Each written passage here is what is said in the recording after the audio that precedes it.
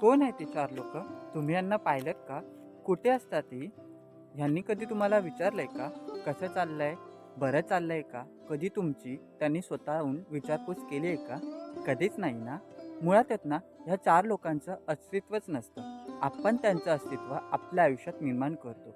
बघा ना, ज्या लोकांचं अस्तित्वच नाही, मग त्या लोकांचा विचार का करायचा आणि कशाला? तुमचं आयुष्य आहे. आलात एकटे आणि जाणारही एकटेच. कोणी कोणाच्या पाठी येत नसतं. मग ह्या लोकांचा विचार करून आपल्या आयुष्यातील डिसिजन का घ्यायचे आणि कशाला घ्यायचे? स्वतःच्या प्रॉब्लेममध्ये ना स्वतःला एकट्यालाच फाईट करायचं असतं. सो मला असं वाटतं की चार लोक काय म्हणतील यांचा विचार करण्यापेक्षा तुम्हाला काय करायचं आहे ना त्याचा विचार करा.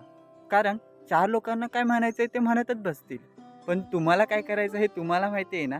ह्यावर तुम्ही लक्ष कॉन्सन्ट्रेट करा. बाकी चार लोकांवर सोडून द्या. तुम्ही चांगलं केलात तरीही ते वाईटच बोलणार आहेत आणि वाईट केलात तरीही चांगलंच बोलणार आहेत. मुळात काय अशा लोकांना ना काही कामच नसतात. सो स्वतःवर फोकस करा आणि चार लोक कोण आहेत ना त्यांना सांगा, निवांत तुम्ही आमच्याबद्दल विचार करा, आम्हाला घंटा फरक पडत नाही.